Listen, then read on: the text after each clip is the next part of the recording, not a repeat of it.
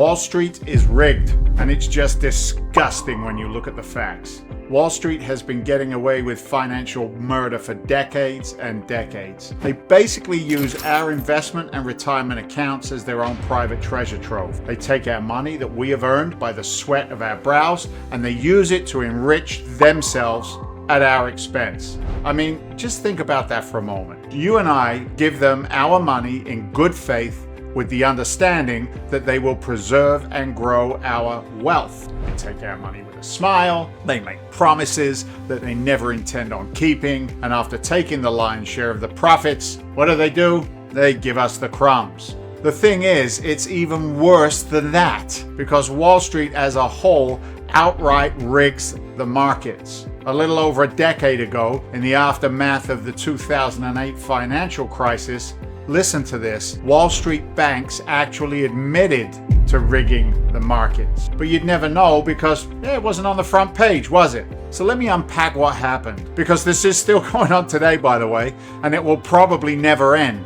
At that time, 5 of the world's largest banks pled guilty to, and I quote from CNBC and CBS News articles, manipulating the global foreign exchange market and rigging a benchmark interest rate that affects the cost of credit card, vehicle, and other loans. Well, what in the world is going on here? How could they do this to millions of honest, hardworking Americans? Well, listen to this. It gets even better. Citicorp, JP Morgan, Chase, Barclays, and the Royal Bank of Scotland were caught red-handed, charged with multiple accounts, and ordered to pay more than $5 billion for, and I quote, conspiring to fix the price of US dollars and euros. While UBS Group pleaded guilty to interest rate manipulation, if they're manipulating the price of dollars, if they're manipulating interest rates, which forces us to pay more for credit card, vehicle, and other loans,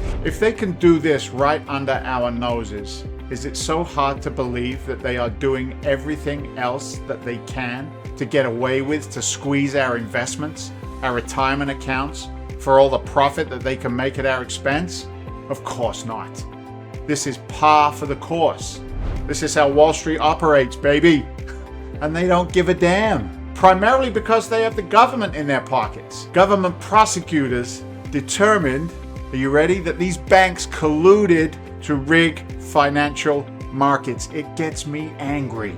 Because traders at these banks that called themselves the cartel discussed the positions they were taking right before they set rate. Here's what the Attorney General at the time, Loretta Lynch, said, and I quote, almost every day for 5 years, they used a private electronic chat room to manipulate the exchange rate between euros and dollars using coded language to conceal their collusion. What does that mean? It means that the exchange rate you and I had to pay was manipulated in their favor. We didn't, and still don't, get a fair shake.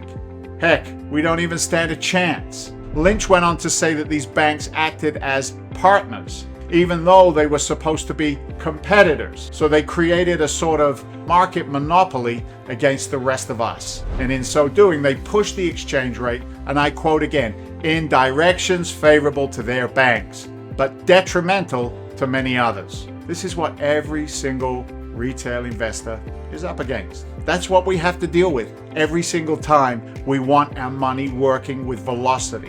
And we wonder why, even during a great bull market, so few retail investors made any real gains. When you consider the massive crashes that have wiped out 50% or more of our accounts, crashes that happen every few years with regularity of a Swiss watch, well, it kind of makes you think, right? How is this possible?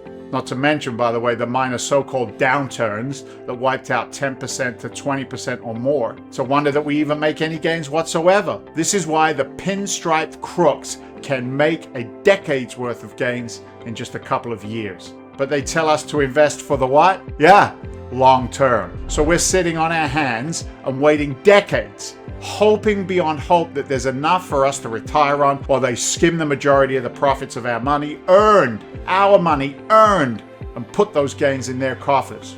It's terrible, irresponsible, irreparable, and really it's a scam designed to fleece us all so that they can get rich. There's a reason why this is happening, and I'm going to get into that in a little bit. But first, let's go back to how the markets are being rigged against us. Again, for context, what I'm talking about today happened less than a decade ago. However, this outright theft is taking place today, whether you're hearing about it or not. So let's keep unfurling and pulling and tugging at the twine of this thievery. Again, according to CBS News, Citicorp agreed to pay $925 million. Barclays, they agreed to pay $650 million. JP Morgan, $550 million.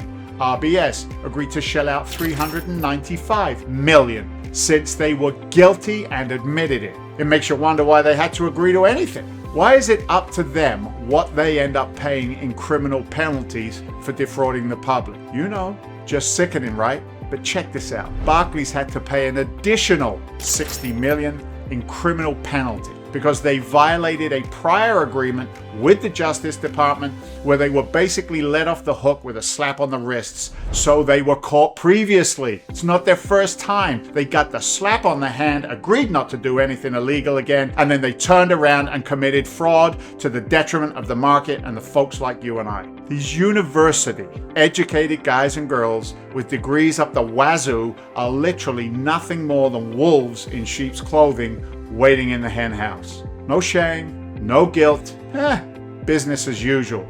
The total fines and penalties added up to about $5 billion. Here's the kicker though. Whose money did they use to pay these fines? Well, in a very real sense, they used the money entrusted to them by their customers. So they defrauded their customers, got caught red-handed, then used their customers' money to pay the fines. In addition to that, and this really gets my goat, no one at the executive level in this case saw any time behind bars. None. Not one of them. Instead, the unscrupulous executives running these rackets blamed individual employees. Can you believe that?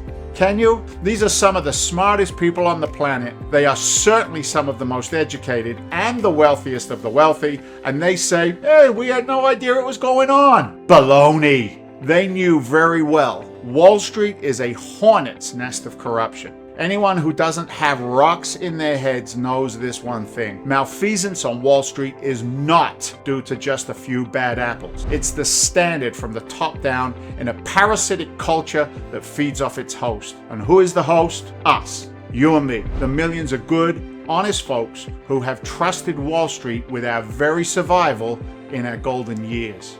At the time, the CEO of Better Markets, a non-profit group advocating for transparency in the markets, put it well when he said, banks don't commit crimes, bankers do.